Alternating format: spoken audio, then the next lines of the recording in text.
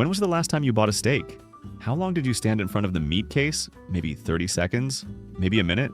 You looked at the color, checked the price, maybe saw the words USDA choice, all natural Angus beef, and dropped it in the cart. 9 words on that label that sound very premium. But I spent 2 months reading every word on steak labels, and I found that at least 4 of those 9 words don't mean what you think. Even that perfectly bright red color might not be real. Every steak tells you 3 stories: the words you read, the color you see, and the weight you pay for. All 3 can mislead you, but all 3 have tells you can learn to read. So if the label can't be trusted, what do you rely on to pick the right steak? The answer is simpler than you'd expect, and once you know it, you'll never look at a steak label the same way again. Do you know which 2 words appear on nearly every steak label in American grocery stores? All natural and Angus. Both sound like a promise of quality, but when I looked into it, neither one is actually a promise. All natural sounds clean, sounds safe. But according to the USDA, it only means no artificial ingredients added after slaughter. A cow raised in a feedlot, given growth hormones and fed industrial grain? The steak from that cow still legally qualifies as all natural because nothing was added after it was slaughtered. The word describes processing, not raising. If natural is the only premium word on the label with no certification backing it up, it tells you absolutely nothing. So what about Angus? Angus is the name of a cattle breed, not a quality grade. Nearly any black-hided cow can be labeled Angus, and enforcement is loose. But there's one important exception worth knowing. Certified Angus beef is a brand run by the American Angus Association with specific quality criteria for marbling size and a minimum of the upper 2/3 of choice grade. That is a real quality program, while Angus without the word certified is just marketing. Here's something you can text anyone before their next grocery run. If the label says natural or Angus with no certification logo, skip both words and read the USDA grade instead. Those words aren't lies, but they're on the label to sell, not to inform. The words on the front of the package mislead you through meaning, but the next layer is different entirely. It doesn't use words at all. It misleads you through the thing you trust most when choosing meat: color. Have you ever stood in front of the meat case and reached for the reddest steak? I have, every single time. Bright red means fresh, brown means old. Everyone thinks that way. But here's what I didn't know until I researched it. Some producers replace the air inside the packaging with a gas mixture containing carbon monoxide. The CO locks in a bright red color that can last for weeks, even after the meat inside has already started to deteriorate. Normal steak starts turning brown after 3 to 5 days. CO-treated steak can stay red for 2 to 3 weeks. The EU banned this practice entirely in 2004. Japan, Canada, and Singapore also banned it specifically for tuna. But in the US, the FDA approved it that same year with no labeling required. I can't forget this detail. In 2007, during a congressional hearing, lawmakers placed a package of CO-treated meat on the table that was roughly 2 years old. It still looked pink and fresh, like it was bought that morning. 2 years old and still pink. The industry defended the practice, and it continues today. Next time you see steak in a sealed, rigid tray with a perfectly uniform red color and not a trace of brown, check the use-by date. A steak that's 10 days past packaging and still cherry red is suspicious. Steak from the fresh counter wrapped in white butcher paper gives you honest color. CO at these levels won't harm you, and the meat itself isn't contaminated. But you lose the ability to use your eyes to judge freshness, and that is the real problem. CO packaging fools your eyes, but the final layer hits your wallet directly, and in some cases affects your health too. 12 ounces of steak. You pay for 12 ounces of beef. That seems straightforward, but it's not always true. Flip the package over and read the fine print. If you see enhanced with up to 12% solution, that means 12% of the weight you're paying for is injected salt water, not beef. On a $15 steak, roughly $2 goes to liquid. And here's what I found most interesting when comparing: a select grade steak that's been pumped with solution can feel juicier than an unenhanced choice. Not because it's better, but because it's been injected. You're paying beef prices for salt water, and you might not even know it. There's another line on the label that matters even more. If you see blade tenderized or mechanically tenderized, it means a machine pierced the meat with hundreds of tiny needles to break down tissue and make it tender. That sounds harmless, but here's the issue.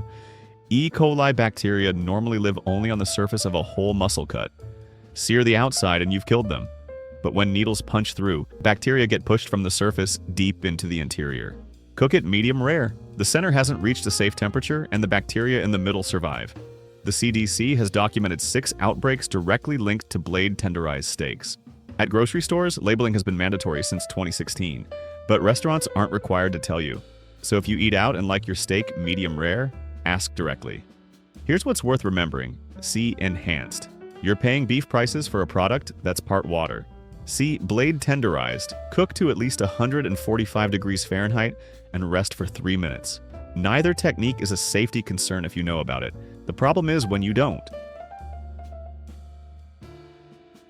3 layers, words, color, and weight. 3 ways the label hides something from you. But each layer has its own tell, and they all follow the same pattern. The front of the package shows you the words that sell, while the back is where the information you actually need lives. But if neither the front nor the back gives you enough, is there another way to evaluate a steak? There is, and the first skill starts with something most shoppers overlook: the small shield in the corner of the package. 8 quality grades for beef exist in the American system. You've probably only seen 3 in stores, and even within those 3, the range is wider than you'd think. Prime sits at the top, heavy marbling, and most of it goes to restaurants. If you see Prime at a grocery store, that's usually the real deal. Choice makes up the largest share, but it has an enormous range. The upper end of Choice is nearly Prime quality, while the lower end barely beats Select. The label says Choice for both. If you can find a store that specifies Upper Choice or Top Choice, that distinction is genuinely worth paying for. Select is lean and mild, and if the steak has no USDA grade shield at all, it's likely standard grade sold under a store brand. That doesn't necessarily mean it's bad, but it's worth asking why. The grade shield tells you about meat quality, but nothing about how the animal was raised. This is where most people get confused. Grass-fed is completely different from grass-finished. The USDA withdrew its official definition of grass-fed back in 2016, so there's no longer a unified federal standard and producers self-certify. Many label their beef grass-fed, but switch to grain in the final months to fatten the cattle faster. Only grass-finished guarantees the animal ate grass through the final stage. One helpful clue: grass-finished beef fat tends to look yellowish, while grain-finished fat is stark white. For the strongest verification, look for AGA certification, the American Grass-Fed Association.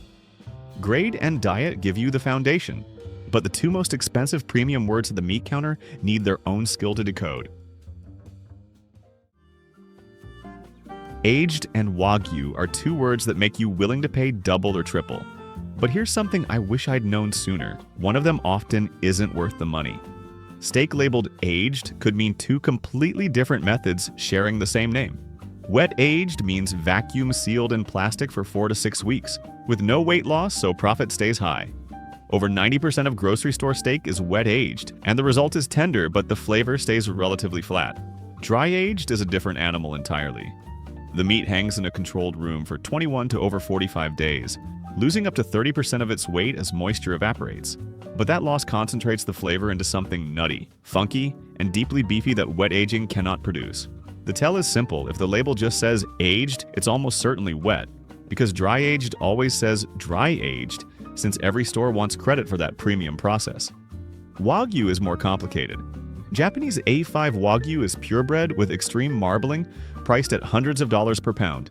American Wagyu is a crossbreed with widely varying quality and a lower price. And Wagyu ground beef at just over $10 per pound is trimmed from crossbreed cattle with minimal Wagyu genetics. Legal but culinarily almost meaningless.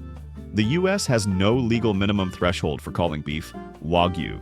The price tells the truth, the label won't. Every skill so far requires reading a label. The last one doesn't, because it works before you even look at the label. We started this video with 9 words on a label, 4 of them meaningless. But what if you could skip the label entirely and evaluate the steak itself? Look through the packaging at the meat inside. The small white streaks and thin lines running through the red meat, not the fat cap on the outside edge. That's intramuscular fat, also known as marbling. Dense, evenly distributed, fine webbing means high quality. Sparse, uneven, or clumped in large pockets means lower quality. The USDA grader looked at the exact same thing you're looking at right now. You can absolutely do this too. When it comes to color, read it honestly. Bright cherry red could be fresh or CO treated, so check the packaging type. Darker red or slightly purple means vacuum packaged. It will bloom red once opened. Brown spots mean oxidation, declining but not yet spoiled. And gray-green means the meat has spoiled, so walk away.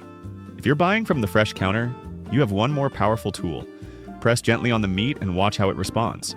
If it springs back, the meat is fresh. If it stays indented, it's past its prime. And if the surface feels slimy, bacteria have already developed. This is the skill the label doesn't want you to have. Once you can read the meat with your eyes and hands, the label becomes what it always was, a sales pitch, and you become the grader. After 2 months of reading labels, here's what stuck with me. The premium words on the front of the package: natural, Angus, premium.